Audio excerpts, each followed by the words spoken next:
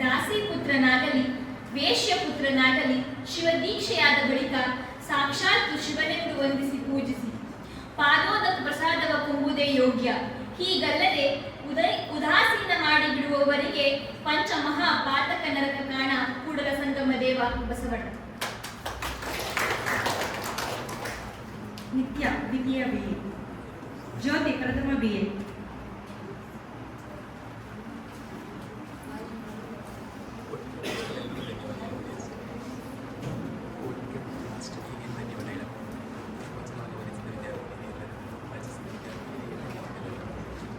ಭಕ್ತಿಯೆಂಬ ಪೃಥ್ವಿಯ ಮೇಲೆ ಗುರುವೆಂಬ ಬೀಜವನ್ನು ಕೂರಿಸಿ ಲಿಂಗವೆಂಬ ಎಲೆಯಾಯಿತು. ಲಿಂಗವೆಂಬ ಎಲೆಯ ಮೇಲೆ ವಿಚಾರವೆಂಬ ಹೂವಾಯಿತು. ಆಚಾರವೆಂಬ ಕಾಯಾಯಿತು. ನಿಷ್ಪತ್ತಿ ಎಂಬ ಹಣ್ಣಾಯಿತು. ನಿಷ್ಪತ್ತಿ ಎಂಬ ಹಣ್ಣು ತೊಟ್ಟು ಬಿಟ್ಟು ಕಳಚಿ ಬೀಳುವಲ್ಲಿ ಕೂಡಲ ಸಂಗಮ ದೇವ ತನಗೆ ಬೇಕೆಂದು ಎತ್ತಿಕೊಂಡ ಬಸವಣ್ಣ. ಸುಮಿತ್ರಾ ಪ್ರಥಮ BCom,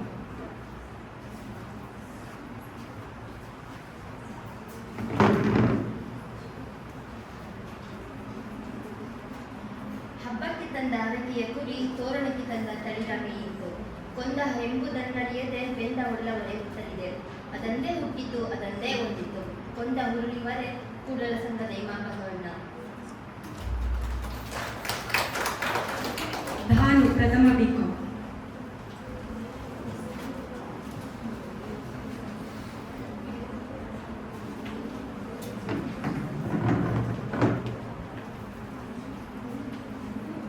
ಚಂದ್ರಕಾಂತದ ಶಿಲೆಯಲ್ಲಿ ಜಲವಿಲ್ಲದನ್ನಕ್ಕ ತೋರುವ ಪರಿಯತ್ತು. ಸೂರ್ಯಕಾಂತದ ಶಿಲೆಯಲ್ಲಿ ಅಗ್ನಿಯದ ತನ್ನಕ್ಕ ಉಷ್ಣವ ತೋರುವ ಪರಿಯತ್ತು. ಶರಣರಿಗೆ ಭಕ್ತಿ ಕಾಯಕವಿಲ್ಲದನ್ನಕ್ಕ ಕಾಡಲು ಕೂಡಲ ಸಂಗಮನ ನದಿಯುವ ಪರಿಯತ್ತು ಬಸವಣ್ಣ. ಸಂಜನಾ ದ್ವಿತೀಯ BCA,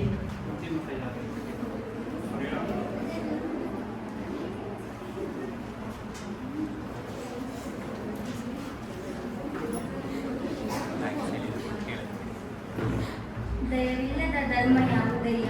ದಯವೇ ಬೇಕು ಸಕಲ ಪ್ರಾಣಿಗಳೆಲ್ಲರಲ್ಲಿಯೂ. ದಯವೇ ಧರ್ಮದ ಮೂಲವಯ್ಯ. ಕೂಡಲ ಸಂಗಯ್ಯನಂತಲ್ಲದೊಲ್ಲನಯ್ಯ ಬಸವಣ್ಣ. ಸಂಗೀತ ದ್ವಿತೀಯ BCA,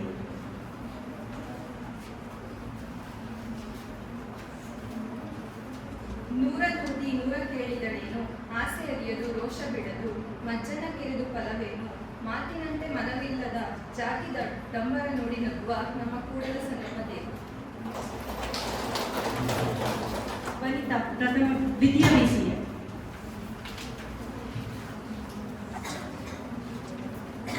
ಎಲ್ಲರಿಗೂ ನಮಸ್ಕಾರ. ವಿಶ್ವಗುರು ಬಸವೇಶ್ವರರವರ 892ನೇ ಜಯಂತಿ ಬಸವಣ್ಣ ಜಯಂತಿಗೆ ಎಲ್ಲರಿಗೂ ಶುಭಾಶಯ. ಜಗದಗಲ ಮುಗಿಲಗಲ ಮಿಗೆಯಗಲ ನಿಮ್ಮಗಲ, ಪಾತಾಳದಿಂದತ್ತ ನಿಮ್ಮ ಶ್ರೀಚರಣ, ಬ್ರಹ್ಮಾಂಡದಿಂದತ್ತ ನಿಮ್ಮ ಶ್ರೀ ಮುಕುಟ, ಅಗಮ್ಯ ಅಗೋಚರ ಅಪ್ರತಿಮ ಲಿಂಗವೇ ಕೂಡಲ ಸಂಗಮ ದೇವನಯ್ಯ, ಎನ್ನ ಕರಸ್ಥಲಕ್ಕೆ ಬಂದು ಚುಳು ಕಾದಿರಯ್ಯ ಬಸವಣ್ಣ. ಸಂಗೀತ HS ಪ್ರಥಮ BCA,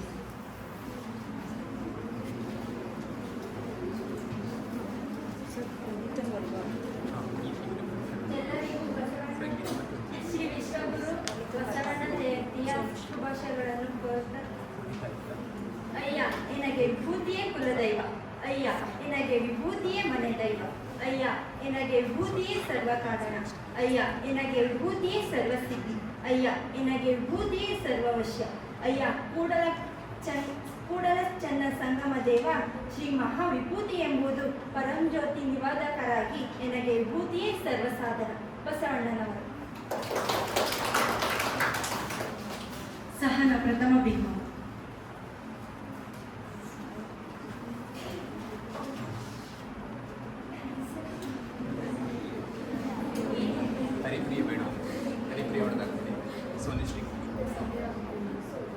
ಕಲ್ಲನಾಗರ ಕಂಡರೆ ಹಾಲನೆರೆ ಎಂಬರು, ದಿಗದ ನಾಗರ ಕಂಡರೆ ಕೊಲ್ಲೆಂಬರಯ್ಯ, ಉಂಬ ಜಂಗಮ ಬಂದರೆ ನಡೆ ಎಂಬರು, ಉಂಡದ ಲಿಂಗಕ್ಕೆ ಬೋನವ ಹಿಡಿ ಎಂಬರಯ್ಯ, ಕೂಡಲ ಸಂಗನ ಶರಣರ ಕಂಡು ಉದಾಸೀನವ ಮಾಡಿದಡೆ, ಕಲ್ಲು ತಾಗಿದ ಮಿಟ್ಟೆ ಎಂತಪ್ಪರಯ್ಯ ಬಸವಣ್ಣ.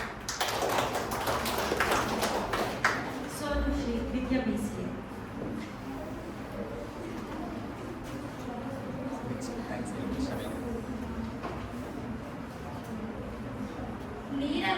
ನೀರ ಕಂಡಲ್ಲಿ ಮುಳುಗುವರಯ್ಯ, ಮರವ ಕಂಡಲ್ಲಿ ಸುತ್ತುವರಯ್ಯ, ಬತ್ತುವ ಜಲವ ನೊಣಗುವ ಮರವ ಮೆಚ್ಚಿದವರು ನಿಮ್ಮನೆತ್ತ ಬಲ್ಲರು ಕೂಡಲ ಸಂಗಮ ದೇವ ಬಸವಣ್ಣ.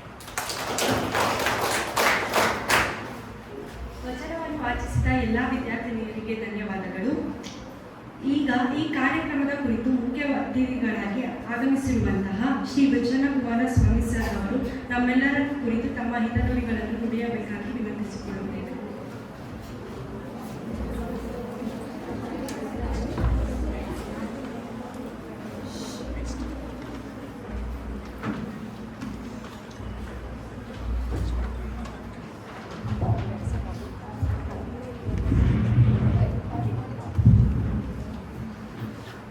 ಓಂ ಶ್ರೀ ಗುರುಬಸವಲಿಂಗಾಯ ನಮಃ.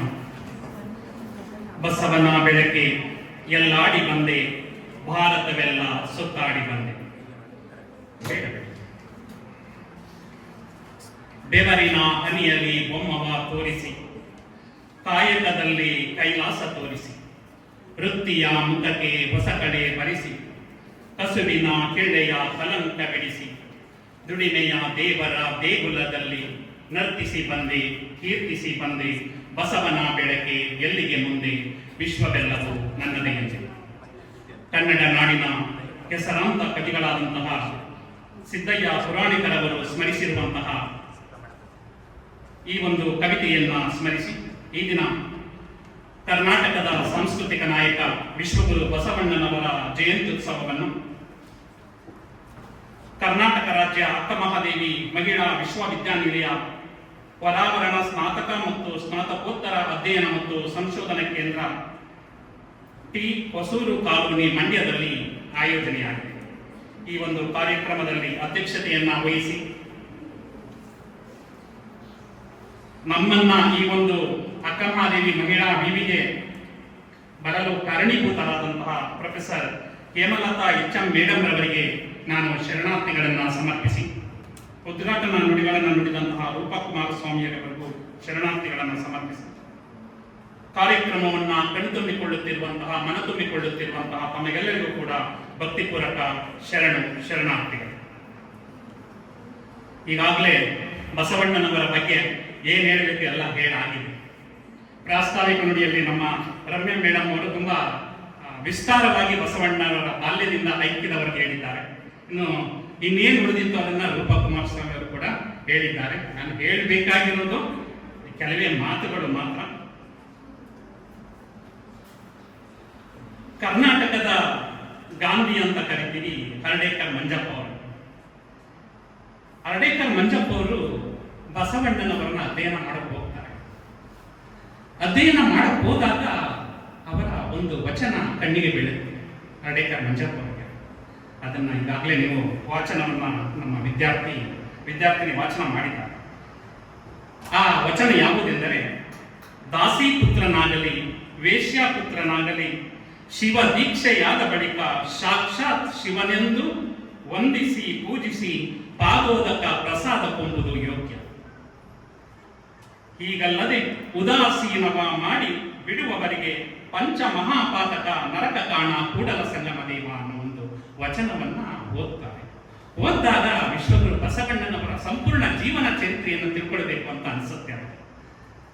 ಅವರ ಸಂಪೂರ್ಣ ಜೀವನ ಚರಿತ್ರೆಯನ್ನ ತಿಳ್ಕೊಂಡಾಗ ಆಗ ಅವ್ರಿಗನ್ಸುತ್ತೆ, ಇಂಥ ಮಹಾಪುರುಷರ ಜಯಂತಿಯನ್ನ ನಾವು ಆಚರಣೆ ಮಾಡ್ತಾ ಇಲ್ವಲ್ಲ ಅಂತ ನೋವುಂಟಾಗುತ್ತೆ.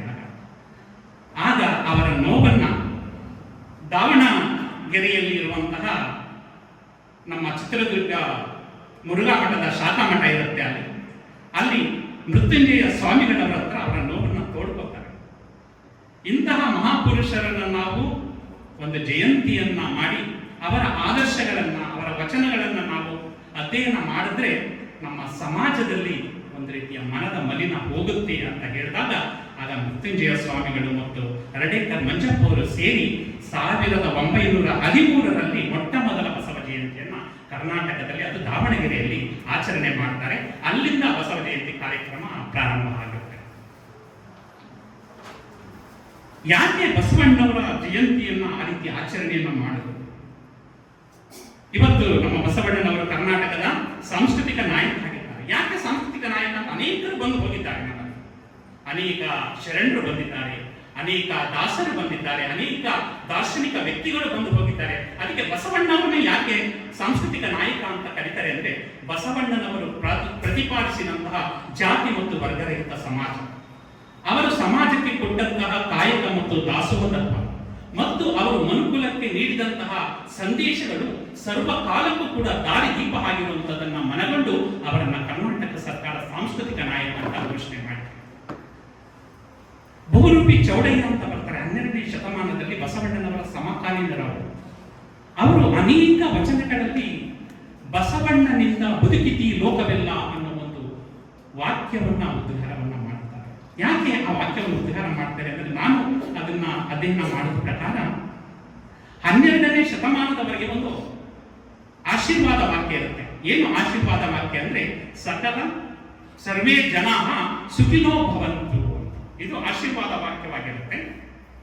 ಆದ್ರೆ ಬಸವಣ್ಣನವರು ಬಂದ ತಕ್ಷಣ ಅವರು ಒಂದು ವಚನದಲ್ಲಿ ಒಂದು ವಾಕ್ಯವನ್ನ ಕೋಟ್ ಮಾಡ್ತಾರೆ. ಆ ವಾಕ್ಯ ಯಾವುದು ಅಂದ್ರೆ, ಸಕಲ ಜೀವಾತ್ಮರಿಗೆ ಲೇಸನೆ ಬಯಸುವ ಕುಲಜರೆ ಶರಣರು. ಅದು ಸಕಲ ಜೀವಾತ್ಮರಿಗೆ ಲೇಸನೆ ಬಯಸುವ ಕುಲಜರೆ ಶರಣರು ಅಂತ. ಸರ್ವೇ ಜನ ಸುಖಿನೋ ಭವಂತು ಅನ್ನೋದು ಕೇವಲ ಜನರಿಗೆ ಒಂದು ಶ್ರೇಯಸ್ಸನ್ನ ಬಯಸೋದು. ಆದರೆ ನಮ್ಮ ಬಸವಣ್ಣನವರು ಸಕಲ ಜೀವಾತ್ಮರಿಗೆ ಅಂದ್ರೆ ಜೀವವಿರುವಂತಹ ಪ್ರತಿಯೊಂದು ಪ್ರಾಣಿಗೂ ಕೂಡ ಲೇಸನ್ನೇ ಬಯಸಿರೋದ್ರಿಂದ ಬಸವಣ್ಣನವರು ಏನಾಗಿದ್ದಾರೆ, ಇವತ್ತು ಕರ್ನಾಟಕದ ಸಾಂಸ್ಕೃತಿಕ ನಾಯಕರಾಗಿದ್ದಾರೆ. ಇವತ್ತು ಪೂಜಾ ಮೂರ್ತಿಯಾಗಿ ನಮ್ಮ ಮುಂದೆ ಇದ್ದಾರೆ. ಅಂತಹ ಬಸವ ಜಯಂತಿಯನ್ನ ಇವತ್ತು ವಿಶೇಷವಾಗಿ ಆಚರಣೆ ಮಾಡ್ತಾರೆ. ಆದ್ರೆ ಬಸವಣ್ಣನವರನ್ನ ಇನ್ನೂ ಕೂಡ ನಾವು ಸರಿಯಾಗಿ ಅರ್ಥ ಮಾಡ್ಕೊಳ್ಳೋಕ್ಕಾಗಿಲ್ಲ. ಒಬ್ಬೊಬ್ರು ಒಂದೊಂದು ರೀತಿ ಅರ್ಥ ಮಾಡ್ಕೊಳ್ತೀವಿ. ನಾನ್ ಕಂಡಂಗೆ ಬಸವಣ್ಣವ್ರ ಬಗ್ಗೆ ನಾನು ಮಾತಾಡಿದ್ರೆ ಇನ್ನೊಬ್ರು ಅವ್ರಿಗೆ ಕಾಣ್ತಾರೆ ಬಸವಣ್ಣವ್ರನ್ನ ಹಾಗೆ ಅಧ್ಯಯನ ಮಾಡ್ತಾರೆ, ಹಾಗೆ ಅವರ ವಿಚಾರವನ್ನ ಹೇಳ್ತಾರೆ. ಯಾಕಂದ್ರೆ ಒಂದು 4 ಜನ ಕುರುಡರನ್ನ ಆನೆ ಹೇಗಿದೆಯಪ್ಪ ಅಂತ ಹೇಳಿ ಅಂದ್ಬಿಟ್ಟು 4 ಕುರುಡರನ್ನ ಬಿಟ್ರಂತೆ. ಆಗ 4 ಕುರುಡರಲ್ಲಿ ಒಬ್ಬ ಕುರುಡ ಏನ್ ಮಾಡದಂತೆ, ಆನೆಯ ಕಾಲನ್ನು ಇಟ್ಕೊಂಡಂತೆ, ಕಾಲನ್ನು ಇಟ್ಕೊಂಡು ಇದು ಮರದ ಕಾಂಡದಂತಿದೆ ಆನೆ ಅಂತ ಹೇಳಿದಂತೆ. ಮತ್ತೊಬ್ಬ ಆನೆಯ ಸೊಂಡಿಲನ್ನ ಇಟ್ಕೊಂಡಂತೆ, ಆನೆಯ ಸೊಂಡಿಲನ್ನ ಇಟ್ಕೊಂಡು ಆನೆ ಹೇಗಿದೆ ಅಂದ್ರೆ ಹಾವಿನ ರೀತಿ ಇದೆ ಅಂತ. ಇನ್ನೊಬ್ಬ ಬಂದು ಏನ್ ಮಾಡದಂತೆ, ಆನೆಯ ಬಾಲವನ್ನ ಇಟ್ಕೊಂಡಂತೆ, ಆನೆಯ ಬಾಲವನ್ನ ಇಟ್ಕೊಂಡು ಆನೆ ಹೇಗಿದೆ ಅಂದ್ರೆ ಹಗ್ಗದ ರೀತಿ ಇದೆ ಅಂತ. ಮತ್ತೊಬ್ಬ ಬಂದು ಹೊಟ್ಟೆಯನ್ನ ಟಚ್ ಮಾಡಿದ್ರೆ ಆ ಹೊಟ್ಟೆಯನ್ನು ಮುಟ್ಟಿ ಇದು ಗೋಡೆಯಂತಿದೆ ಆನೆ ಅಂತ. ಹಂಗೆ ಆನೆ ಅದನ್ನು ಸಂಪೂರ್ಣ ಬಣ್ಣನೇ ಸಿಗ್ಲಿಲ್ಲ. ಹಂಗೆ ಇವತ್ತಿನವರೆಗೆ ಆಗಿನ ಶತಮಾನದಿಂದಲೂ ಕೂಡ ಬಸವಣ್ಣನವರ ಬಗ್ಗೆ ನಾವು ಹೇಳ್ತಾನೆ ಇದೀವಿ, ಅಧ್ಯಯನ ಮಾಡ್ತಾನೆ ಇದೀವಿ. ಆದ್ರೆ ಬಸವಣ್ಣನವರ ಸಂಪೂರ್ಣ ವ್ಯಕ್ತಿ ಚಿತ್ರಣವನ್ನ ಕೊಡೋದ್ರಲ್ಲಿ ನಾವು ವಿಫಲರಾಗಿದ್ದೇವೆ. ನಾವು ಕಂಡಂಗೆ ಬಸವಣ್ಣನವರ ವ್ಯಕ್ತಿತ್ವ ತೆರ್ಕೊಂಡು ಹೋಗುತ್ತೆ ಅಂತ ಹೇಳ್ತಾ ಇವತ್ತು ಅನೇಕ ವಿದ್ಯಾರ್ಥಿನಿಯರು ಬಸವಣ್ಣನವರ ಬಗ್ಗೆ ಮತ್ತು ಅನೇಕ ಶರಣರ ಬಗ್ಗೆ ವಚನವನ್ನು ವಾಚನ ಮಾಡಿದ್ದಾರೆ. ಇವತ್ತು ನಿಮ್ಮ ಹೆಸರಿನಲ್ಲಿ ಅಥವಾ ನಿಮ್ಮ ಹೆಸರಿನಲ್ಲಿ ವಾಚನ ಮಾಡಿಲ್ಲ ಅದನ್ನು. ಇವತ್ತು ಇಲ್ಲಿ ಬಂದು ಬಸವಣ್ಣನವರ ಬಗ್ಗೆ ವಚನವನ್ನ ವಾಚನ ಮಾಡಿದ್ದೀರಿ ಅಂದ್ರೆ ನೀವೇನಾಗಿರ್ಬೇಕು, ನಾನು ಬಸವಣ್ಣ ಅಂದ್ಕೊಂಡಿರಬೇಕು. ನೀವು ಜೇಡರ ದಾಸಿಮಯ್ಯನವ್ರ ಬಗ್ಗೆ ಬಂದು ಒಂದು ವಚನವನ್ನ ವಾಚನ ಮಾಡಿದ್ದಾರೆ ಅಂದ್ರೆ ನೀವೇನಾಗಿರ್ಬೇಕು, ಜೇಡರ ದಾಸಿಮಯ್ಯ ಆಗಿರ್ಬೇಕು.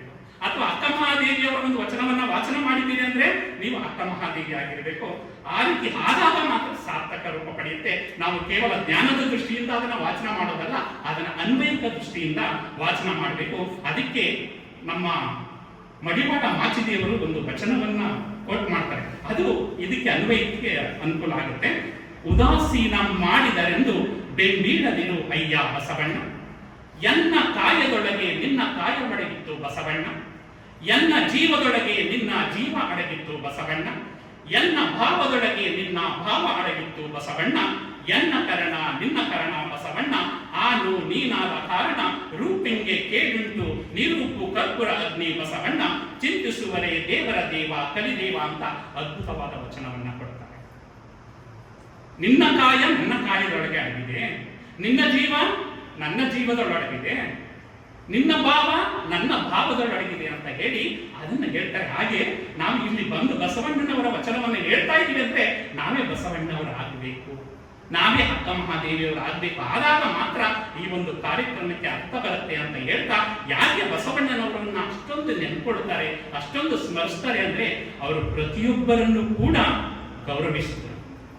ಯಾವುದೇ ಒಂದು ಶ್ರೇಷ್ಠತೆ ಹುಟ್ಟಿನಿಂದ ಬರೋದಿಲ್ಲ, ಅದು ಸಾಧನೆಯಿಂದ ಲಭಿಸುತ್ತೆ ಅಂತ.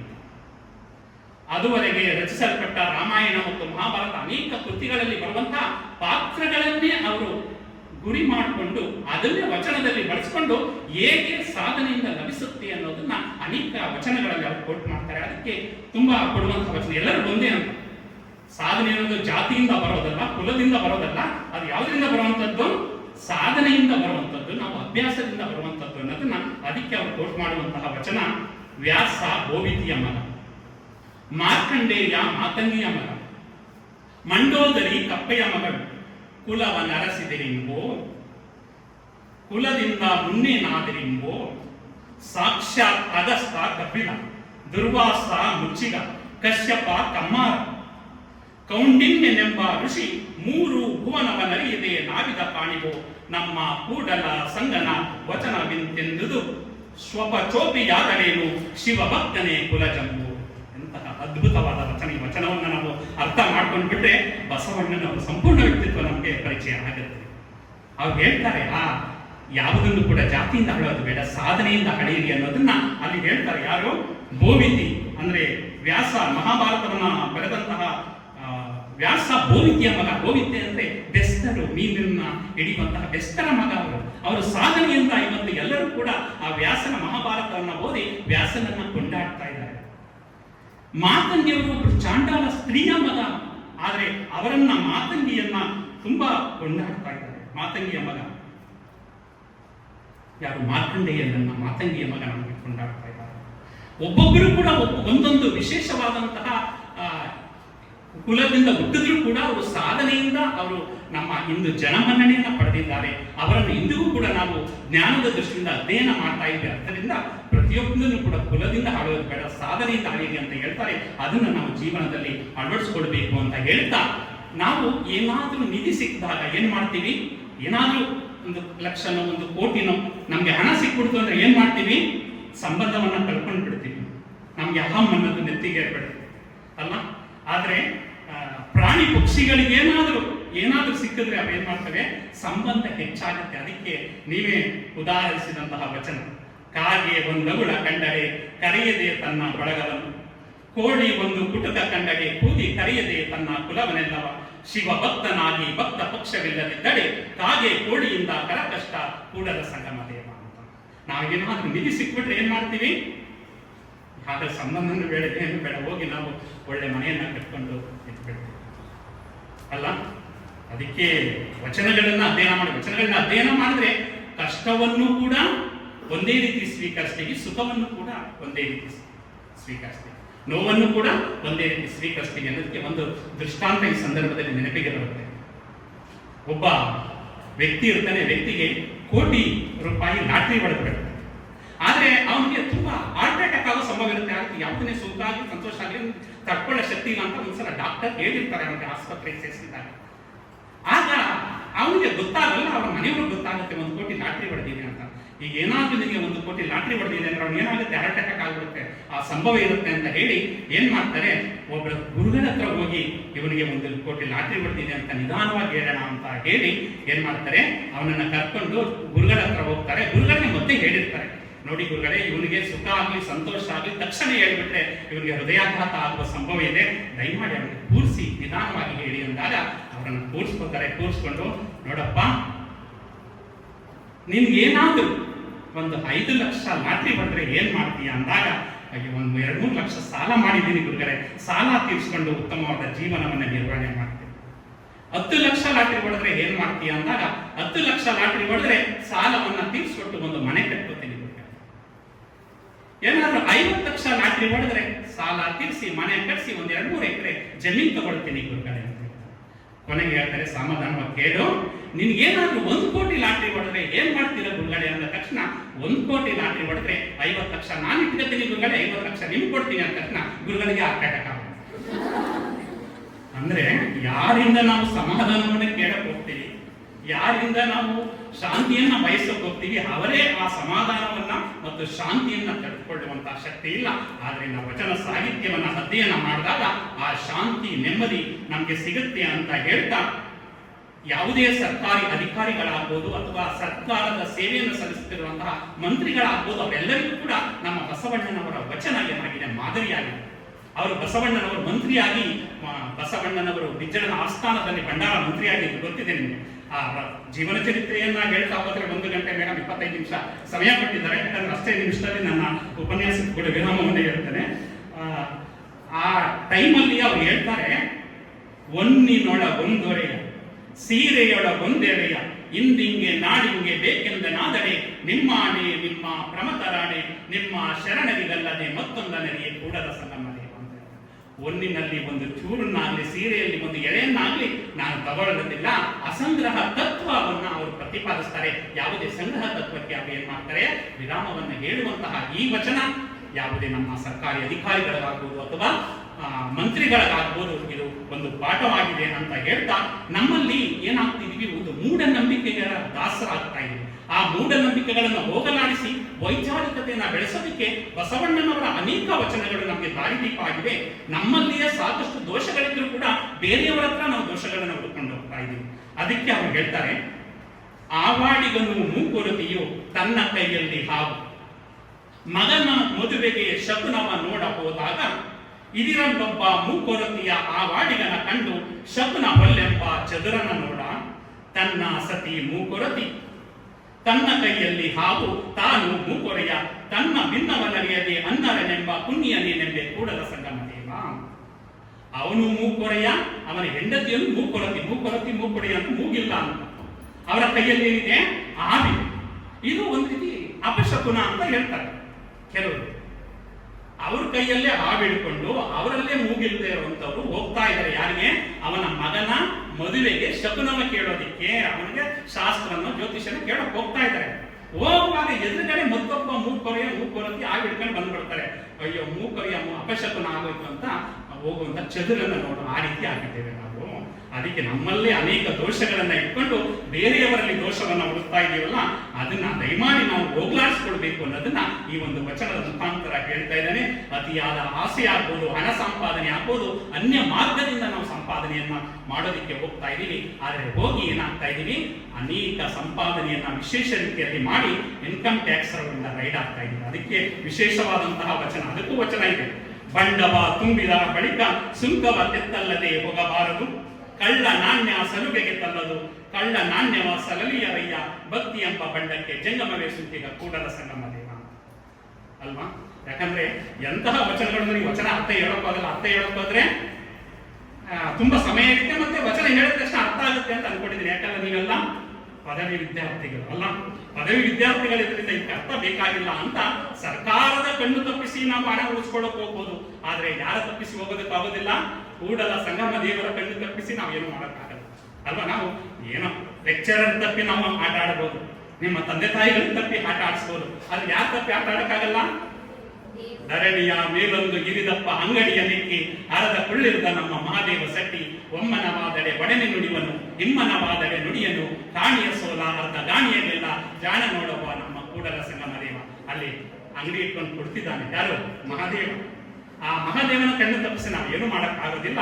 ಅದಕ್ಕೆ ಹೇಳ್ತಾರೆ, ಹರಿದ ಗೋಣಿಯಲ್ಲೊಬ್ಬ ಕಳವೆಯ ತುಂಬಿದ್ದ ಇರಲೆಲ್ಲ ನಡೆದನ ಸುಂಕ ಕಂಜಿ, ಕಳವೆಯೆಲ್ಲ ಹೋಗಿ ಬರಿ ಗೋಣಿ ಉಳಿಯಿತ್ತು, ಅಳಿಮನದವನ ಬತ್ತಿ ಇಂತಾಯಿತು ಕಾಣ ರಾಮನಾಥ ಅಂತ ಹೇಳ್ತಾರೆ.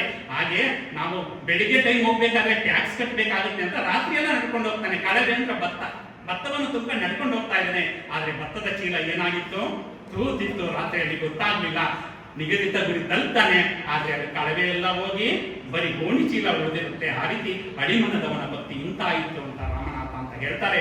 ಆ ರೀತಿ ಭಕ್ತಿ ನಮ್ಮಲ್ಲಿ ಆಗ್ಬಾರ್ದು ಅಂತ ಹೇಳ್ತಾ, ಜೀವನಕ್ಕೆ ವಚನಗಳು ವಿಶೇಷವಾಗಿ ಇವತ್ತು ನೀವು ಅಧ್ಯಯನವನ್ನ ಪದವಿಯಲ್ಲಿ ನಮ್ಮ ಉಪನ್ಯಾಸಕರುಗಳೆಲ್ಲ ಒಳ್ಳೊಳ್ಳೆ ಪಾಠವನ್ನ ಮಾಡ್ತಾರೆ. ಅದನ್ನ ಕೇವಲ ಜ್ಞಾನದ ದೃಷ್ಟಿಯಿಂದ ತಗೊಳ್ಬಾರ್ದು, ಅದನ್ನ ಅನ್ವಯಿಕ ದೃಷ್ಟಿಯಿಂದ ತಗೊಳ್ಬೇಕು. ಅದಕ್ಕೆ ಹೇಳ್ತಾರೆ, ವಚಿಸಿ ಅನುಭವಿಯಾಗದವ ಪಿಶಾಚಿಯಯ್ಯ, ವಚಿಸಿ ಅನುಭವಿಯಾದವ ಪಂಡಿತನಯ್ಯ, ವಿದ್ಯೆ ಎಂಬುದು ಅಭ್ಯಾಸಿಕನ ಕೈವಶ, ಅವಿದ್ಯೆ ಎಂಬುದು ಸರ್ವರಲ್ಲಿ ವಶ, ವಿದ್ಯೆಯ ನರಿತು ಜಗದ್ವೇದ್ಯನಾಗಬಲ್ಲಡೆ ಮಹಾಪಂಡಿತನೋಡ ಕಪಿಲ ಸಿದ್ಧ ಮಲ್ಲಿಕಾರ್ಜುನ ಅಂತ ಸಿದ್ದರಾಮೇಶ್ವರ ಹೇಳ್ತಾರೆ. ವಚಿಸಿ ಅನುಭವಿಯಾಗದವ, ನೀನು ಹೇಳ್ತಾ ಇದೀಯಾ ಅದನ್ನ ನಿನ್ನ ಅನುಭವಿಸ್ಕೊಳ್ಳಿಲ್ಲ ಅಂದ್ರೆ ನೀನು ಪಿಶಾಚಿ ಅಂತ ಹೇಳ್ತಾರೆ. ವಚಿಸಿ ಅನುಭವಿಯಾದ, ನಾನು ಹೇಳ್ತದನ್ನ ಅದನ್ನ ಅಳವಡಿಸ್ಕೊಳ್ತೀನಿ ಅಂದ್ರೆ ನೀನೇ ಪಂಡಿತನಾಗ್ತೀಯ ಅಂತ ಹೇಳ್ತಾರೆ. ಆ ರೀತಿ ವಚನವನ್ನ ನಾವು ಜೀವನದಲ್ಲಿ ಅಳವಡಿಸ್ಕೊಳ್ಬೇಕು ಅಂತ ಹೇಳ್ತಾ, ಈ ಸಂದರ್ಭದಲ್ಲಿ ನೀವು ವಿದ್ಯಾರ್ಥಿಗಳಾಗಿರೋದ್ರಿಂದ ಏಕಾಗ್ರತೆ ತುಂಬಾ ಮುಖ್ಯ. ಈ ಸಂದರ್ಭದಲ್ಲಿ ಮನವನ್ನ ಮರ್ಕಟಕ್ಕೆ ಹೋಲಿಸ್ತಾರೆ. ಮರ್ಕಟ ಅಂದ್ರೆ ಓದಿಗೆ ಹೋಲಿಸ್ತಾರೆ. ನಿಜ ತಾನೆ? ಇವತ್ತು ನೀವು ನಿಮ್ಮ ದೇಹ ಇಲ್ಲಿದೆ, ಮನಸ್ಸು ನಮ್ಮ ಅಮ್ಮ ಏನ್ ಮಾಡ್ತಾ ಇದ್ದಾರೆ, ನಮ್ಮ ಅಣ್ಣ ಏನ್ ಮಾಡ್ತಾ ಇದ್ದಾರೆ, ನಮ್ಮ ಅಕ್ಕ ಏನ್ ಮಾಡ್ತಾ ಇದ್ದಾರೆ ಅಂತ ಮನಸ್ಸು ಎಲ್ಲಿಗೆ ಬೇಕಾದ್ರೂ ಹೋಗ್ಬೋದು ಅಲ್ಲ. ಆದ್ರೆ ಅದಕ್ಕೆ ಬಸವಣ್ಣನವರು ಏಕಾಗ್ರತೆಗೆ ಒಂದು ವಿಶೇಷವಾದ ವಚನವನ್ನ ಕೊಟ್ಟಿದ್ದಾರೆ. ವಚನಶಾಲಿ ಇವತ್ತು ವಚನ ವಾಚನ ಮಾಡಿರೋರಿಗೆ ಆ ಪುಸ್ತಕ ಕೊಡ್ತಾರೆ. ಅದರಲ್ಲಿ ಒಳ್ಳೊಳ್ಳೆ ವಚನಗಳಿದೆ, ಅದನ್ನ ಓದಿ ಅಂತ ಹೇಳ್ತಾ ಅವರು ಹೇಳುವಂತಹ ವಚನ ನಮ್ಮ ಏಕಾಗ್ರತೆ. ನೀವು ಪುಸ್ತಕವನ್ನ ಇಟ್ಕೊಂಡಿದ್ದೀರ ಅಲ್ವಾ, ಓದೋದಿಕ್ಕೆ 90% 95% ತಗೊಳ್ಬೇಕು ಅನ್ನೋ ಆಸೆ ಇದೆ. ಆಸೆ ಇದ್ದಾಗ ಏನ್ ಮಾಡ್ಬೇಕು? ನೀವು ಓದ್ತಾ ಇದ್ದೀರಾ, IPL ಮ್ಯಾಚ್ ನಡೀತಾ ಇದೆ ಅಲ್ಲ, ಏನ್ ಮಾಡ್ಬೇಕು? ಈ ಕಡೆ ಓದೋದು, IPL ಮ್ಯಾಚ್ ನೋಡೋದು. ಅಥವಾ ಇದು ಓದ್ತಾ ಇದ್ರೆ ಯಾವ್ದೋ ಒಂದು ಸೀರಿಯಲ್ ಒಳ್ಳೆ ಒಂದು ತಗೊಂಡು ಏನ್ ಮಾಡಿದ್ದಾರೆ, ಒಂದು ಒಳ್ಳೆ ಸೀನ್ ನಿಲ್ಸ್ಕೊಟ್ಟಿದ್ದಾರೆ, ಆ ಸೀನಿಗೆ ಬರಬೇಕು. ಏನ್ ಮಾಡ್ಬೇಕು? ಓದೋದು, ಸೀರಿಯಲ್ ಮಾಡೋದು ಅಲ್ವಾ? ಅದಕ್ಕೆ ಹೇಳ್ತಾರೆ, ಅತ್ತಲಿತ್ತ ಹೋಗದಂತೆ ಕೆಳವನ ಮಾಡಯ್ಯ ತಂದೆ, ಸುತ್ತಿ ಸುಳಿದು ನೋಡದಂತೆ ಅಂಧಕನ ಮಾಡಯ್ಯ ತಂದೆ, ಮತ್ತೊಂದ ಕೇಳದಂತೆ ಕಿವುಡನ ಮಾಡಯ್ಯ ತಂದೆ, ನಿಮ್ಮ ಶರಣರ ಪಾದವಲ್ಲದೆ ಅನ್ಯ ವಿಷಯ ಕೆಲಸದಂತೆ ಇರಿಸು ಕೂಡಲ ಸಂಗಮ ದೇವ. ಎಂತ ಅದ್ಭುತವಾದ ವಚನ. ಹಿಡ್ಕೊಂಡು ಓದ್ತಾ ಇದ್ದೀರಾ, ಮತ್ತೊಂದು ಕೇಳಬಾರದು ನನ್ನ ಆರ್ತಿ ಕುರುಡನನ್ನಾಗಿ ಮಾಡು, ಮತ್ತೊಂದು ಕೇಳಬಾರದು ಕೇಳದಂತೆ ನನ್ನನ್ನ ಕಿವುಡನನ್ನಾಗಿ ಮಾಡು ಅಂತ ಹೇಳ್ತಾರೆ. ನೀವು ಓದಕ್ಕೆ ಇಟ್ಕೊಂಡ ಮೇಲೆ ಏಕಾಗ್ರತೆ ಬರಬೇಕು ಅಂದ್ರೆ ಈ ವಚನವನ್ನು ಸ್ತುತಿಸ್ತೀರಾ ಅಲ್ವಾ? ನೀವು ಉದ್ಧಾರ ಆಗಿ, ನಿಮ್ಮ ತಂದೆ ತಾಯಿಗಳು ನಮ್ಮನ್ನು ಉದ್ಧಾರ ಮಾಡಿ ಅಂತ ಯಾರು ಕೇಳಲ್ಲ, ಅಥವಾ ನಿಮ್ಮ ಲೆಕ್ಚರ್ ನಮ್ಮನ್ನು ಉದ್ಧಾರ ಮಾಡಿ ಅಂತ ಕೇಳಲ್ಲ. ನಮ್ಗೆ ಬರೋ ಸಂಬಳ ಇದ್ದೇ ಇರುತ್ತೆ. ಆದ್ರೆ ಯಾರು ಉದ್ಧಾರ ಆಗಿ ಓದಿ, ನೀವು ಉದ್ಧಾರ ಆಗಿ, ನೀವು ಜ್ಞಾನವಂತರಾದ್ರೆ ಅದು ನಿಮ್ಗೆ ಹೆಚ್ಚ ಓದ್ತೀನಿ, ಬೇರೆಯವ್ರಿಗಲ್ಲ ಅಂತ ಹೇಳ್ತಾ ಆ ಸಂದರ್ಭಕ್ಕೆ ಒಂದೇ ಒಂದು ದೃಷ್ಟಾಂತವನ್ನ ಈ ಸಂದರ್ಭದಲ್ಲಿ ಹೇಳೋದಕ್ಕೆ ಇಚ್ಛೆ ಪಡ್ತೇನೆ. ಅಲ್ಲಿಗೆ ನನ್ನ ಸಮಯ ಮುಗಿಯುತ್ತೆ. ಉತ್ತರ ಪ್ರದೇಶದ ವಾಲಿಬಾಲ್ ಆಟಗಾರ್ತಿ ಅರುಣಿಮಾ ಸಿನ್ಹಾ 25-26 ವರ್ಷದ ಹುಡುಗಿ ರೈಲಿನಲ್ಲಿ ಮತ್ತೊಂದು ಕಡೆ ಗೇಮ್ಸ್ ಇರುತ್ತೆ, ಅದನ್ನ ಪಾರ್ಟಿಸಿಪೇಟ್ ಮಾಡೋದಕ್ಕೆ ಹೋಗ್ತಾ ಇರ್ತಾರೆ. ಹೋಗಬೇಕಾದ್ರೆ ಏನಾಗುತ್ತೆ, ಉತ್ತರ ಪ್ರದೇಶದಲ್ಲಿ ಕಳ್ಳರು ಬರ್ತಾರೆ. ಕಳ್ಳರು ಬಂದು ಅವಳನ್ನ ಹಿಡ್ಕೊಳ್ತಾರೆ. ಚೈನ್ ಹಾಕಿರ್ತಾರೆ, ಚಿನ್ನದ ಚೈನನ್ನ ಕಿತ್ಕೊಳ್ತಾರೆ. ಕಿತ್ಕೊಂಡು ಆ ಪ್ರತಿಭಟನೆಯನ್ನ ಮಾಡ್ತಾರೆ. ಪ್ರತಿಭಟನೆಯನ್ನ ಮಾಡಿದಾಗ ಅವಳನ್ನ ಹಿಡ್ಕೊಂಡು ಎಳೆದು ಏನ್ ಮಾಡ್ತಾರೆ, ಹೊರಗಡೆ ಬಿಸಾಕ್ತಾರೆ. ಬಿಸಾಕ್ದಾಗ ಮತ್ತೊಂದು ಹಳಿ ಇರುತ್ತಲ್ಲ, ಆ ಹಳಿ ಮೇಲೆ ಅವಳು ಬಿದ್ದೋದಾಗ ಆ ಕಡೆ ಕಾಲು ಸಿಕ್ಕಾಕ್ಬಿಡುತ್ತೆ ಹಳಿಗೆ. ಆ ಸಿಕ್ಕಾಕೊಂಡಾಗ ಮತ್ತೊಂದು ರೈಲು ಆ ಕಡೆಯಿಂದ ಬರ್ತಾ ಇರುತ್ತಲ್ಲ, ಆ ರೈಲು ಅವಳ ಕಾಲಿನ ಮೇಲೆ ಹರಿದು ಹೋಗುತ್ತೆ. ಒಂದಲ್ಲ, ಎರಡಲ್ಲ, ಮೂರಲ್ಲ, ನಾಲ್ಕಲ್ಲ, ಒಟ್ಟು 49 ರೈಲುಗಳು ಅವಳ ಕಾಲಿನ ಮೇಲೆ ಹೋಗಿ ಆ ಮೂಳೆ ಪುಡಿ ಹಾಕ್ಬಿಡುತ್ತೆ. ಮೂಳೆ ಪುಡಿ ಆದಾಗ ಆಗ ಗೊತ್ತಾಗುತ್ತೆ. ಬಂದು ಅವಳನ್ನು ಕರ್ಕೊಂಡೋಗಿ ಆಸ್ಪತ್ರೆಗೆ ಸೇರಿಸ್ತಾರೆ. ಸೇರಿಸಿದಾಗ ಅವಳು ಸಾಧನೆಯನ್ನ ಮಾಡಬೇಕು ಅನ್ನೋದು ಅವಳ ಮನಸ್ಸಿನಲ್ಲಿ ಇರುತ್ತೆ. ಅವಳಿಗೆ ಊನಾದ್ದೆಲ್ಲಿಗೆ? ದೇಹಕ್ಕೆ ಅಲ್ಲ, ದೇಹಕ್ಕೆ ಊನಾಗುತ್ತೆ, ಮನಸ್ಸಿಗೆ ಊನಾಗೋದಿಲ್ಲ. ನಾವಾಗಿದ್ರೆ ಏನ್ ಮಾಡ್ತಾ ಇದ್ದೋ, ಕಾಲು ನೋವು ಅಂತ ನೋವಿನಲ್ಲೇ ನಮ್ಮ ಜೀವನವನ್ನು ದೂಡ್ಬಿಡ್ತಾ ಇದ್ದೋ. ಆದ್ರೆ ಅವಳ ಮನಸ್ಸಿಗೆ ಯಾವತ್ತೂ ಕೂಡ ಅಂಗವಿಕಲತೆ ಬರಲೇ ಇಲ್ಲ. ಅವಳು ರಾಡ್ ಹಾಕ್ತಾರೆ, ರಾಡನ್ನ ಹಾಕಿ ಆಗ್ಲೇ ಒಂದೊಂದು ಹೆಜ್ಜೆಯನ್ನ ಹಾಕೋದಕ್ಕೆ ಅಭ್ಯಾಸ ಮಾಡ್ತಾರೆ. ಅಭ್ಯಾಸವನ್ನ ಮಾಡ್ತಾ ಅವಳು ನಾನು ಪರ್ವತಗಳನ್ನ ಏರಬೇಕು ಅಂತ ಬಯಕೆಯನ್ನ ವ್ಯಕ್ತಪಡಿಸಿದಾಗ ಅಕ್ಕಪಕ್ಕದವ್ರು ಏನ್ ಮಾಡ್ತಾರೆ, ನಾವು ಕಾಲು ಚೆನ್ನಾಗಿರೋರು ನಾವೇ ಪರ್ವತವನ್ನ ಏರೋದಿಕ್ಕಾಗೋದಿಲ್ಲ, ನೀನ್ ಏನ್ ಏರ್ತೀಯ ಅಂತ ಅವಳನ್ನ ಚುಚ್ಚಿ ಮಾತುಗಳನ್ನ ಹಾಡ್ತಾರೆ. ಅದೇ ಯಾವುದಕ್ಕೂ ಕೂಡ ಮತ್ತೊಂದ ಕೇಳದಂತೆ ಏನ್ ಮಾಡು, ಕಿವುಡನ ಮಾಡಯ್ಯ ತಂದೆ ಅನ್ನೋ ಒಂದು ವಚನದ ರೀತಿ ಅವಳು ನಡ್ಕೋತಾಳೆ. ಅನೇಕ ಪರ್ವತಾರೋಹಿಗಳಿಂದ ತರಬೇತಿಯನ್ನ ಪಡ್ಕೊಂಡು ಅಂಗವಿಕಲರಾಗಿದ್ರು, ಕಾಲಿಗೆ ರಾಡ್ ಹಾಕಿದ್ರು ಕೂಡ ಅವಳು ದಕ್ಷಿಣದ ಅಂಟಾರ್ಟಿಕ್ ಖಂಡದಲ್ಲಿ ಇರುವಂತಹ ಅತ್ಯಂತ ದೊಡ್ಡ ಪರ್ವತವನ್ನ ಏರ್ತಾರೆ. ಮೌಂಟ್ ವಿನ್ಸೆನ್ ಅಂತ ಅದು, ಆ ಖಂಡವನ್ನ ಏರ್ತಾರೆ. ಏರಿ ನಂತರ ವಿಶ್ವದಲ್ಲಿ ಒಟ್ಟು 7 ಖಂಡಗಳಿದೆ. 7 ಖಂಡಗಳಲ್ಲಿರುವಂತಹ ಒಂದೊಂದು ಶಿಖರವನ್ನು ಏರ್ತಾರೆ. ಒಟ್ಟು 7 ಶಿಖರವನ್ನು. ಕಾಲಿಲ್ಲ ಅಂದ್ರೆ ಕಾಲಿಗೆ ರಾಡನ್ನು ಹಾಕಿ ಅವಳು ವಿಶೇಷವಾದಂತಹ ಪ್ರತಿಭೆಯಾಗಿ ಹೊರಹೊಮ್ಮಿ ವಿಶೇಷವಾದಂತಹ ಪ್ರಶಸ್ತಿಗಳನ್ನ, ಅವಳು ರಾಷ್ಟ್ರೀಯ ಪ್ರಶಸ್ತಿಗಳನ್ನ ಪಡ್ಕೊಂಡು ಇಡೀ ದೇಶಕ್ಕೆ ಮಾದರಿಯಾಗ್ತಾಳೆ ಅರುಣಿಮಾ ಸಿನ್ಹಾ ಅಂತ. ನೀವು ಗೂಗಲ್, ಇದು ನಾನು ಪುರಾಣ ಅಲ್ಲ, ಕಥೆ ಅಲ್ಲ, ನೀವು ಗೂಗಲ್ ಅಲ್ಲಿ ಹೋಗಿ ಅರುಣಿಮಾ ಸಿನ್ಹಾ ಅಂತ ಹೊಡೆದ್ರೆ ಅವಳ ಲೈಫ್ ಹಿಸ್ಟ್ರಿ ಏನ್ ಮಾಡುತ್ತೆ, ಸಂಪೂರ್ಣವಾಗಿ ತೆರ್ಕೊಳ್ಳುತ್ತೆ. ಅವಳು ನಮಗೆ ಆ ರೀತಿ ನಮಗೆ ಆದರ್ಶ ಆಗಬೇಕು. ಜೀವನದಲ್ಲಿ ನೀವು ಬಂದಿದ್ದೀರಾ, ಎಲ್ಲರೂ ಕೂಡ ಸುಖದ ಸುಪ್ಪತ್ತಿಗೆಯಲ್ಲಿದ್ದು ಬಂದಿಲ್ಲ. ಇವತ್ತು ನೀವು ನೆರಳಲ್ಲಿ ಕೂತಿದ್ದಾರೆ ಅಂದ್ರೆ ನಿಮ್ಮ ತಂದೆ ತಾಯಿಗಳು ಏನ್ ಮಾಡ್ತಾ ಇದ್ದಾರೆ, ಇವತ್ತು ಕೆಲವರು ಬಿಸಿಲಿನ ಬೇಗೆಯಲ್ಲಿ ಏನ್ ಮಾಡ್ತಾ ಇದ್ದಾರೆ, ಕೆಲಸವನ್ನ ಮಾಡ್ತಾ ಇದ್ದಾರೆ. ನಿಮ್ಮ ಮಕ್ಕಳನ್ನ ಶಾಲೆಗೆ ಕಳಿಸ್ಬೇಕಾದ್ರೆ, ಕಾಲೇಜಿಗೆ ಕಳಿಸ್ಬೇಕಾದ್ರೆ ನಿನ್ನ ಮಗಳು ಏನು ಓದ್ಬಿಡ್ತಾಳೆ ಅಂತ ಕೆಲವರು ಅವರನ್ನ ಹಂಗಿಸಿರ್ತಾರೆ, ಅಲ್ಲ ಅವಳನ್ನ ತೆಗಳಿರ್ತಾರೆ. ಆ ಹಂಗಿಸುವಿಕೆಗೆ, ತೆಗಳಿಕೆಗೆ ಉತ್ತರ ಯಾರಾಗಬೇಕು? ನೀವಾಗಬೇಕು. ನೀವು ಒಳ್ಳೆಯ ವಿದ್ಯಾರ್ಥಿಗಳಾಗಿ ಜ್ಞಾನವನ್ನ ಕಟ್ಕೊಂಡದ್ದೇ ಆದರೆ ವಿಶೇಷವಾದ ಪ್ರತಿಭಾವಂತ ವಿದ್ಯಾರ್ಥಿಗಳಾಗಿ ಈ ದೇಶ ಮೆಚ್ಚುವಂತಹ ವಿದ್ಯಾರ್ಥಿಗಳಾಗ್ತೀರಾ ಅಂತ ಹೇಳ್ತಾ, ಅಕ್ಕ ಮಹಾದೇವಿ ಮಹಿಳಾ ವಿಶ್ವವಿದ್ಯಾನಿಲಯ, ಇನ್ನೊಂದು ನಿಮಿಷ ಇದೆ ಮೇಡಮ್ ಕೊಟ್ಟಿರುವಂತಹ ಸಮಯದಲ್ಲಿ, ಅಕ್ಕ ಮಹಾದೇವಿ ಮಹಿಳಾ ವಿಶ್ವವಿದ್ಯಾನಿಲಯ ಆಗಿರೋದ್ರಿಂದ ಅಕ್ಕ ಮಹಾದೇವಿಯವರ ವಚನ ಹೇಳಲಿಲ್ಲ ಅಂದ್ರೆ ನನ್ನ ಒಂದು ನುಡಿಗೆ ಒಂದು ಅರ್ಥ ಬರೋದಿಲ್ಲ. ಕನ್ನಡದ ಮೊಟ್ಟ ಮೊದಲ ಕವಯತ್ರಿ, ಜಗನ್ಮಾತೆ ಅಂತ ಕರೀತಾರೆ, ವಿಶ್ವ ಸ್ತ್ರೀ ಕುಲದ ಜ್ಯೋತಿ ಅಂತ ಕರೀತಾರೆ. ಅಂತಹ ವಿಶ್ವವಿದ್ಯಾನಿಲಯದಲ್ಲಿ ಓದ್ತಾ ಇರುವಂತಹ ಪ್ರತಿಯೊಬ್ಬರು ಕೂಡ ನೀವು ಪಾವನರಾಗಿದ್ದೀರಿ. ಅವರು ಬರೆಯುವಂತಹ ವಚನ 12ನೇ ಶತಮಾನದಲ್ಲಿ ಬರೆದಂತಹ ವಚನ 20ನೇ ಶತಮಾನದಲ್ಲಿ ಸ್ಥಾಪನೆಯಾಗಿರುವಂತಹ ವಿಶ್ವ ಆರೋಗ್ಯ ಸಂಸ್ಥೆಯ ಧ್ಯೇಯ ವಾಕ್ಯವನ್ನು ಮೀರಿಸುವಂತಹ ವಚನವನ್ನು ಕೊಡ್ತಾರೆ. ಆ ವಚನ ಯಾವುದೆಂದರೆ, ನಡೆ ಶುಚಿ, ನುಡಿ ಶುಚಿ, ತನು ಶುಚಿ, ಮನಶುಚಿ, ಭಾವಶುಚಿ ಇಂತಿ ಪಂಚ ತೀರ್ಥಗಳನ್ನೊಳಕೊಂಡು ಮಧ್ಯದಲ್ಲಿನಿಂದ ನಿಮ್ಮ ಶರಣರ ತೋರಿ ಎನ್ನ ನುಡಿಹಿಕೊಳ್ಳ ಚನ್ನಮಲ್ಲಿಕಾರ್ಜುನ. ವಿಶ್ವ ಆರೋಗ್ಯ ಸಂಸ್ಥೆಯ ಧ್ಯೇಯವಾಕ್ಯ ಹೇಳುತ್ತೆ, ಒಬ್ಬ ವ್ಯಕ್ತಿ ದೈಹಿಕವಾಗಿ ಮಾನಸಿಕವಾಗಿ ಆರೋಗ್ಯವಾಗಿರಬೇಕು, ಅಂತ ವ್ಯಕ್ತಿಯನ್ನು ಆರೋಗ್ಯವಂತ ವ್ಯಕ್ತಿ ಅಂತ ಹೇಳ್ತಾರೆ. ಆದರೆ ಅಕ್ಕ ಆ ಧ್ಯೇಯವಾಕ್ಯವನ್ನ ಮೀರಿಸುತ್ತೆ. ನಡೆ ಶುಚಿ, ನುಡಿ ಶುಚಿ. ನಡೆ ನುಡಿ ಅಂದ್ರೆ ಸಾಮಾಜಿಕ ಆರೋಗ್ಯ, ತನು ಶುಚಿ ಅಂದ್ರೆ ದೈಹಿಕ ಆರೋಗ್ಯ, ಮನಶುಚಿ ಅಂದ್ರೆ ಮಾನಸಿಕ ಆರೋಗ್ಯ, ಭಾವಶುಚಿ ಅಂದ್ರೆ ಭಾವನಾತ್ಮಕ ಆರೋಗ್ಯ. ಇಂತಹ ಶುಚಿಯನ್ನು ಕೊಟ್ಟಂತಹ ಅಕ್ಕನವರ ಒಂದು ವಿಶ್ವವಿದ್ಯಾನಿಲಯದ ಒಂದು ಕಾಲೇಜಿನಲ್ಲಿ ನೀವು ಓದ್ತಾ ಇದ್ದೀರಿ ಅಂದ್ರೆ ನೀವು ನಿಜವಾಗ್ಲೂ ಕೂಡ ಅದೃಷ್ಟ ಮಾಡಿರುವಂತಹ ವಿದ್ಯಾರ್ಥಿಗಳು. ನೀವು ವಿಶೇಷವಾದಂತಹ ಪ್ರತಿಭೆಯನ್ನ ರೂಢಿಸ್ಕೊಳ್ಳಿ ಅಂತ ಹೇಳ್ತಾ, ಮೇಡಮ್ ಎಲ್ಲರಿಗೂ ಕೂಡ ಒಂದು ವಚನವನ್ನ ಹೇಳ್ಕೊಡಿ ಅಂತ ಹೇಳಿದ್ದಾರೆ. ಆ ವಚನವನ್ನು ಎಲ್ಲ ಒಕ್ಕಲಿನಿಂದ ಹೇಳೋಣ ಅಲ್ವಾ? ಇವತ್ತು ಬಸವ ಜಯಂತಿ ಕಾರ್ಯಕ್ರಮ ಆಗಿರೋದ್ರಿಂದ ವಚನವನ್ನ ನಿಮ್ಮ ಬಾಯಲ್ಲಿ ನಲಿದಾಡಿದ್ರೆ ಆ ಬಸವ ಜಯಂತಿ ಕಾರ್ಯಕ್ರಮಕ್ಕೂ ಕೂಡ ಅರ್ಥ ಬರುತ್ತೆ ಅಂತ ಹೇಳ್ತಾ, ಅಧ್ಯಯನವನ್ನ ಮಾಡಕ್ ಹೋಗ್ತಾ ಇದ್ದೀರಾ, ಸರ್ ಯಾವುದೋ ಒಂದು ಪ್ರಶ್ನೆಗೆ ಉತ್ತರವನ್ನ ಕಂಡುಕೊಂಡು ಬನ್ನಿ ಅಂತ ಹೇಳಿದ್ದಾರೆ, ಅಥವಾ ಅದನ್ನ ಕಲಿತು ಬನ್ನಿ ಅಂತ ಹೇಳಿದ್ದಾರೆ, ಆದ್ರೆ ಹೋಗ್ತಾ ಇದ್ದೀರಾ, ಅದನ್ನ ಕಲಿಯಕ್ಕೆ ಆಗ್ತಾ ಇಲ್ಲ. ಆಗೇನ್ ಮಾಡ್ಬೇಕು? ಪ್ರತಿಯೊಂದಕ್ಕೂ ಕೂಡ ಒಂದು ಪರಶಿವನ ಒಂದು ಕರುಣೆ ಬೇಕು. ಕೊನೆಯಲ್ಲಿ ಪ್ರಯತ್ನ ಮಾಡಬೇಕು. ಪ್ರಯತ್ನದ ಜೊತೆಗೆ ಆ ಪರಶಿವನ ಒಂದು ಅನುಗ್ರಹವು ಬೇಕು. ಅದಕ್ಕೆ ಬಸವಣ್ಣನವರ ಒಂದು ವಚನವನ್ನ ನೀವು ಅಧ್ಯಯನವನ್ನ ಮಾಡಿದಾಗ ಆ ಒಂದು ಕಾರುಣ್ಯ ನಿಮಗೆ ಸಿಗುತ್ತೆ ಅಂತ ಹೇಳ್ತಾ, ದಯಮಾಡಿ ಹೇಳಿ, ನೀ ನೊಲಿದಡೆ ಕೊರಡು ಕೊನರುವುದಯ್ಯ, ನೀ ನೊಲಿದಡೆ ಬರಡು ಹಯನವುದಯ್ಯ, ನೀ ನೊಲಿದಡೆ ವಿಷವೆಲ್ಲ ಅಮೃತಬಹುದಯ್ಯ, ನೀ ನೊಲಿದಡೆ ಸಕಲ ಪಡಿ ಪದಾರ್ಥವು ಇದರಲ್ಲಿರುವವು ಕೂಡಲ ಸಂಗಮ ದೇವ. ನಿಜ ತಾನೆ?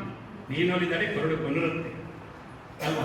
ಬರಡು ಹಸು ಕೂಡ ಏನಾದ್ರೂ ಹಸು ಕರಿತಾ ಇಲ್ಲ ಅಂದ್ರೆ ಅದು ಹಸು ಕರೀತೆ, ವಿಷವು ಕೂಡ ಅಮೃತವಾಗುತ್ತೆ ಅಂತ ಹೇಳ್ತಾರೆ.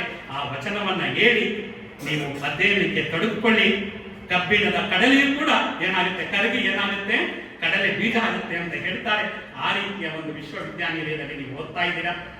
ಮೇಡಮ್, ನಮ್ಮ ಪ್ರೊಫೆಸರ್ ಹೇಮಲತಾ ಮೇಡಮ್ ಅವರು ನಮ್ಗೆ ಈಗ ಕೇವಲ 15 ದಿನಗಳ ಹಿಂದೆ ಪರಿಚಯ ಆದರು. ಒಂದು ಆನ್ಲೈನ್ ಕಾರ್ಯಕ್ರಮ ಮಾಡ್ತೀವಿ, ಆನ್ಲೈನ್ ಕಾರ್ಯಕ್ರಮದಲ್ಲಿ ಕವಿತಾ ವಾಚನವನ್ನ ಮಾಡಬೇಕು ಅಂದಾಗ ಮೇಡಮ್ ಅವ್ರ ಹೆಸರನ್ನ ಒಂದು ಸಜೆಸ್ಟ್ ಮಾಡಿದ್ರು. ಇದುವರೆಗೆ 2 ಕಾರ್ಯಕ್ರಮಗಳಲ್ಲಿ ಮೇಡಮ್ ಭಾಗವಹಿಸಿ ಕವಿತಾ ವಾಚನವನ್ನ ಮಾಡಿದ್ದಾರೆ.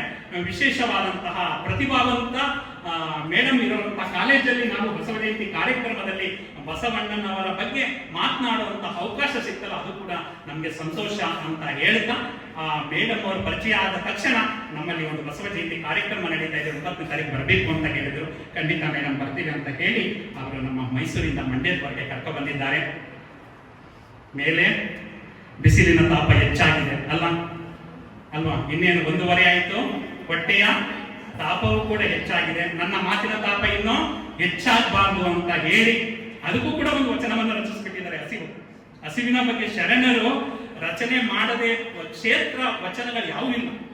ಎಲ್ಲ ಕ್ಷೇತ್ರಕ್ಕೆ ಸಂಬಂಧಪಟ್ಟ ಹಾಗೂ ವಚನವನ್ನು ರಚಿಸಿಬಿಟ್ಟಿದ್ದಾರೆ. ಆ ವಚನವನ್ನ ಹೇಳಿ ನನ್ನ ಮಾತಿಗೆ ವಿರಾಮ ಹೇಳ್ತಾ ಇದ್ದಾರೆ. ಹಸಿವೆಂಬ ಹೆಬ್ಬಾವು ಬಸುರ ಬಂದು ಹಿಡಿದರೆ ವಿಷವೇರಿತಯ್ಯ ಆಪಾದ ಮಸ್ತಕಕ್ಕೆ ಹಸಿವಿ ಗನ್ನ ಮನಿಕ್ಕಿ ವಿಷವನ್ನಿಡುವ ಬಲ್ಲಡೆ ಆತನೇ ಗಾರುಡಿಗ ಕಾಣ ರಾಮನಾಥ ಅಂತ ಹೇಳ್ತಾರೆ ಅಲ್ವಾ. ನಿಮ್ಮ ಹಸುವಿನ ಕೂರಿಸಿ ನಾನು ಉಪನ್ಯಾಸ ಹೇಳ್ತಾ ರುಚಿಸೋದಿಲ್ಲ ಅಂತ ಹೇಳ್ತಾ ಪ್ರತಿಯೊಬ್ಬರು ಕೂಡ ಇವತ್ತು ಕೇಳಿರುವಂತಹ ವಚನಗಳನ್ನ ಎರಡು ಕಿವಿ ಇದೆ, ಒಂದು ಕಿವಿಯಲ್ಲಿ ಕೇಳಿ ಒಂದು ಕಿವಿಯಲ್ಲಿ ಬಿಡೋದಲ್ಲ, ಎರಡು ಕಿವಿಗಳಿಂದಲೂ ಕೂಡ ತಗೊಂಡು ನಿಮ್ಮ ಜೀವನದಲ್ಲಿ ಅಳವಡಿಸಿಕೊಂಡಾಗ ಇವತ್ತು ಮೇಡಮ್ ಅವರು ಮತ್ತು ಎಲ್ಲ ಕಾಲೇಜಿನ ಆಡಳಿತ ಸಿಬ್ಬಂದಿ, ಬೋಧಕೇತರ ಸಿಬ್ಬಂದಿಯವರು ಈ ಒಂದು ಬಸವ ಜಯಂತಿ ಮಾಡೋದಕ್ಕೂ ಕೂಡ ಸಾರ್ಥಕ ಆಗುತ್ತೆ ಅಂತ ಹೇಳ್ತಾ ಹೊರಡುವೆ ನಾನು ಹೊರಡುವೆ ಮುಂದೆ ಬರುವುದು ವಿಶ್ವವು ನನ್ನಯ್ಯ ಹಿಂದೆ ಅವರಿವರೆಂಬೆನೆ ಎಲ್ಲರೂ ಮುಂದೆ ಎಲ್ಲರಿಗಿರುವನು ಒಬ್ಬನೇ ತಂದೆ ಬರುವೆನು ಭೂಮಿಯನ್ನು ಬೆಳಗಿ ಬಸವನ ಬೆಳಕೆ ಎಲ್ಲಾಡಿ ಬಂದೆ ಭಾರತವೆಲ್ಲ ಸುತ್ತಾಡಿ ಬಂದೆ ಅಂತ ಸಿದ್ದಯ್ಯ ಪುರಾಣಿಕರವರ ಕವಿತೆಯೊಂದಿಗೆ ಈ ಒಂದು ನುಡಿಗೆ ವಿರಾಮವನ್ನು ಹೇಳ್ತಾ ಇವತ್ತು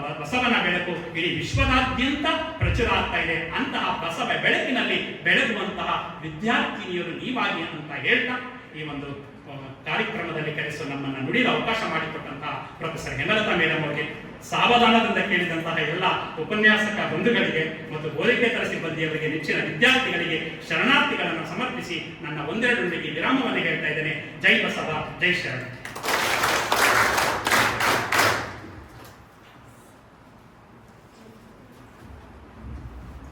ನಮ್ಮೆಲ್ಲರನ್ನು ಕುರಿತು ತಮ್ಮ ನುಡಿಗಳನ್ನು ನುಡಿದಂತಹ ಶ್ರೀ ವಚನ ಕುಮಾರಸ್ವಾಮಿ ಸರ್ ಅವರಿಗೆ ಧನ್ಯವಾದಗಳು.